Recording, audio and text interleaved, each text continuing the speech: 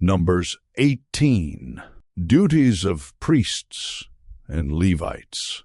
The Lord said to Aaron, "You, your sons, and your family are to bear the responsibility for offenses connected with the sanctuary, and you and your sons alone are to bear the responsibility for offenses connected with the priesthood. Bring your fellow Levites from your ancestral tribe to join you and assist you when you and your sons minister before the tent of the covenant law. They are to be responsible to you and are to perform all the duties of the tent, but they must not go near the furnishings of the sanctuary or the altar. Otherwise both they and you will die. They are to join you and be responsible for the care of the tent of meeting, all the work at the tent, and no one else may come near where you are. You are to be responsible for the care of the sanctuary and the altar, so that my wrath will not fall on the Israelites again.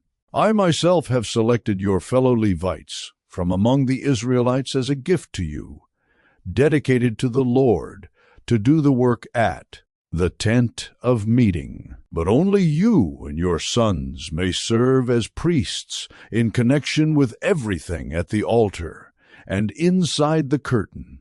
I am giving you the service of the priesthood as a gift. Anyone else who comes near the sanctuary is to be put to death. Offerings for priests and Levites." Then the Lord said to Aaron, "I myself have put you in charge of the offerings presented to me. All the holy offerings the Israelites give me I give to you and your sons as your portion, your perpetual share. You are to have the part of the most holy offerings that is kept from the fire. From all the gifts they bring me as most holy offerings, whether grain or sin or guilt offerings, that part belongs to you and your sons. Eat it as something most holy. Every male shall eat it. You must regard it as holy. This also is yours, whatever is set aside from the gifts of all the wave offerings of the Israelites. I give this to you and your sons and daughters as your perpetual share. Everyone in your household who is ceremonially clean may eat it. I give you all the finest olive oil and all the finest new wine and grain they give the Lord as the first fruits of their harvest. All the land's first fruits that they bring to the Lord will be yours. Everyone in your household who is ceremonially clean may eat it. Everything in Israel that is devoted to the Lord is yours. The first offspring of every womb, both human and animal, that is offered to the Lord is yours. But you must redeem every firstborn son, every firstborn male of unclean animals. When they are a month old, you must redeem them at the redemption price set at 5 shekels of silver, according to the sanctuary shekel, which weighs 20 gerahs. But you must not redeem the firstborn of a cow, a sheep, or a goat. They are holy. Splash their blood against the altar and burn their fat as a food offering, an aroma pleasing to the Lord. Their meat is to be yours, just as the breast of the wave offering and the right thigh are yours.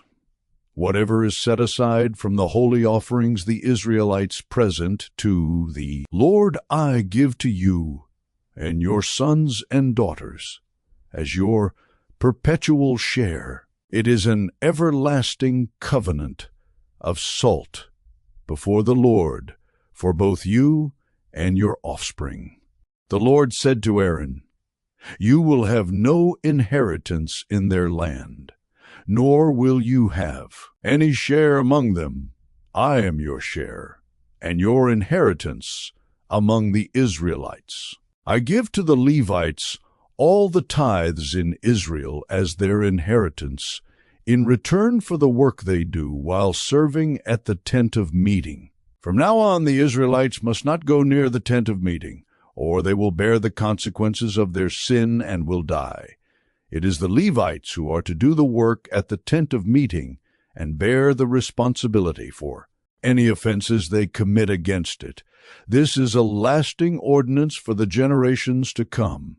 they will receive no inheritance among the Israelites. Instead, I give to the Levites as their inheritance the tithes that the Israelites present as an offering to the Lord. That is why I said concerning them, they will have no inheritance among the Israelites. The Lord said to Moses, Speak to the Levites, and say to them, When you receive from the Israelites the tithe I give you as your inheritance, you must present 1/10 of that tithe as the Lord's offering.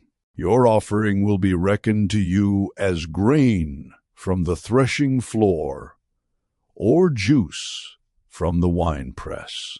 In this way you also will present an offering to the Lord from all the tithes you receive from the Israelites. From these tithes you must give the Lord's portion to Aaron the priest.